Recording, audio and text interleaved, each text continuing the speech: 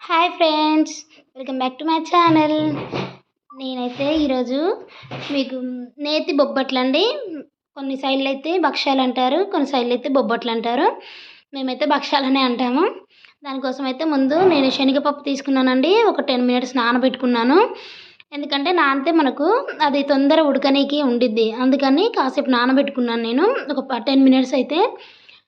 ఇప్పుడైతే నేను దాన్ని అయితే ఉడకబెడతాను. చూడండి, బాండిలో వేసేసాను.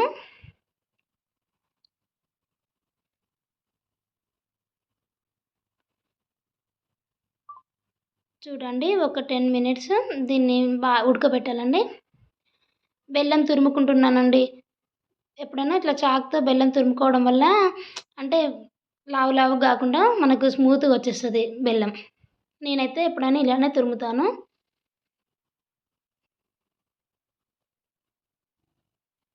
చూడండి, నేనైతే ఇప్పుడు ఇందాక మనం తీసుకున్న శనగపప్పు ఉంది కదా, అదైతే ఇంకో మిక్సీ పట్టండి సారీ గ్రైండర్లో వేసాను నేను. ఇలాచి వేస్తున్నానండి. ఒక 5-6 ఇలాచీలు అయితే వేసాను నేను. బెల్లము మనం ఇందాక చేసుకున్న పప్పు ఆ రెండు కలిపి కొంచెం వేడి చేసుకోవాలండి. ఎందుకంటే ఏమన్నా బెల్లం గడ్డలు గడ్డలుగా ఉన్నా కూడా మనకి ఇలా ఉడకబెట్టుకోవడం వల్ల కొంచెం అది మెల్ట్ అయిపోయి స్మూత్గా అవుతుంది పేస్ట్ లాగా. నేనైతే ఇంకో అలా ఉడకబెట్టేసుకున్నాను. మైదా పిండి తీసుకున్నానండి. కొంచెం అయితే సాల్ట్ తీసుకున్నాను. నార్మల్ వాటరే అండి, హీట్ వాటర్ ఏం కాదు, అవి నార్మల్ వాటర్ వేసి కలుపుకుంటున్నాను. ఇంకొంచెం వాటర్ అయితే యాడ్ చేయాలండి. చూడండి, ఇంకొంచెం వాటర్ అయితే యాడ్ చేశాను నేను.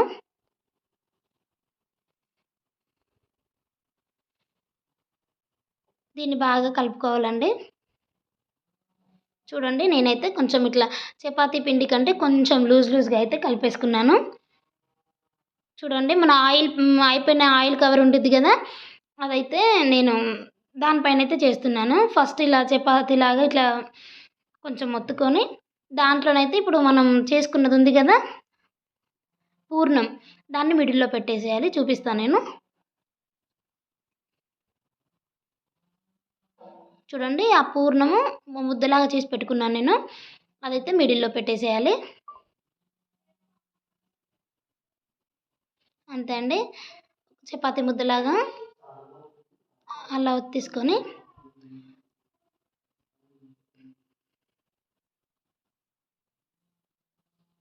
కొంచెం నెయ్యి రాసుకుంటున్నానండి. కొంచెం అంటే కొంచెమే. నేనైతే అది ఇంట్లోనే ప్రిపేర్ చేశానండి నెయ్యి. నెయ్యి అయితే నేనైతే ఎక్కువ యూజ్ చేయట్లేను. ఎందుకంటే ఇప్పుడు ఫ్యాట్ అని చెప్పి అందరూ ఇక మళ్ళీ తక్కువ తక్కువ తింటున్నారు కదా, అందుకే ముందే నేను కొంచెం తక్కువ నెయ్యితోనైతే ప్రిపేర్ చేస్తున్నాను. మా ఇంట్లోనైతే నెయ్యి చాలానే ఉండింది, కానీ కాకపోతే అందరూ నెయ్యి తినరు కదా, అందుకోసమని కొంచెం కొంచెం తక్కువనే యూజ్ చేస్తున్నాను నెయ్యి. బొబ్బట్లు కూడా నేనైతే కొంచెం చిన్నగానే చేస్తున్నానండి. ఎందుకంటే పెద్దగా చేస్తే మా పిల్లలకి ఇష్టం ఉండదు, అందుకనే కొంచెం చిన్నగా చేస్తున్నాను. మీకు కావాలంటే రేపు నేను పెద్ద సైజు బొబ్బట్లు కూడా చేసి మీకు నేను చూపిస్తాను రేపు. ఈరోజైతే ఇంకో ఇలా చిన్నగా చేస్తున్నానండి. మా పిల్లలైతే బాగా ఇష్టంగా తింటారు. ఇట్లా చిన్నగా చేస్తే, పెద్దగా చేస్తే తినరండి, అందుకోసమే నేను చిన్నగా చేసి మీకు చూపిస్తున్నాను.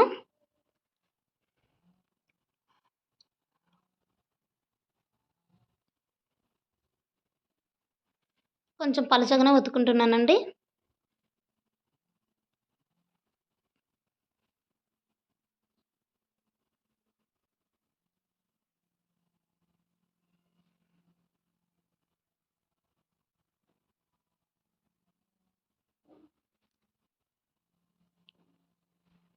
కొంచెం రౌండ్గా రావాలి కాబట్టి నేను కొంచెం సైడ్లు కొంచెం నొక్కుతున్నాను.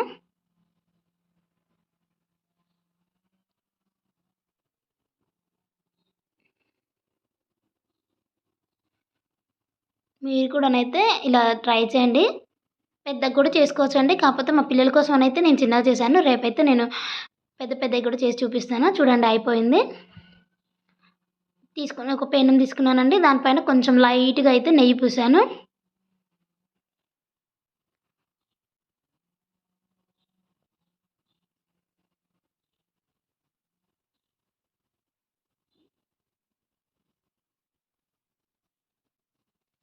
చూడండి ఏసేసాను నేను.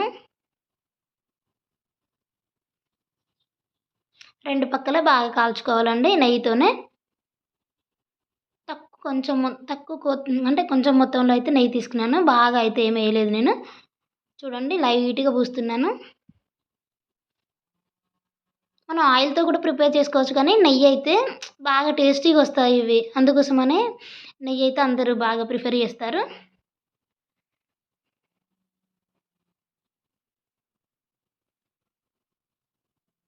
చూడండి మనకైతే ఇగో ఇలా ఉండిద్దండి bobbattu.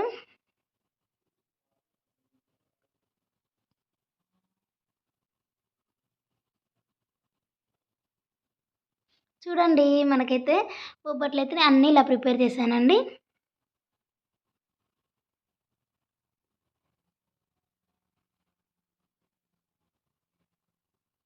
Thank you for watching. ఈ వీడియో మీకు నచ్చినట్లయితే మీరు తప్పకుండా అయితే ఈ వీడియో చూసేయండి. ఇది నెయ్యిలో కానీ, పప్పులో కూడా బావుంటుందండి. నేనైతే ఫస్ట్ అయితే ఇంగో నెయ్యిలో అద్ది చూపిస్తున్నాను. చాలా అంటే చాలా టేస్ట్ ఉంటది. పప్పులో కూడా ఏసుకొని తినొచ్చండి. నేనైతే పప్పు, నెయ్యి 2 చేసి పెట్టాను. ఇలా అయితే మీరు తప్పకుండా ట్రై చేయండి. ఈ వీడియో మీకు నచ్చినట్లయితే లైక్ చేయండి, షేర్ చేయండి, సబ్స్క్రైబ్ చేయడం మర్చిపోవద్దు. Thank you for watching.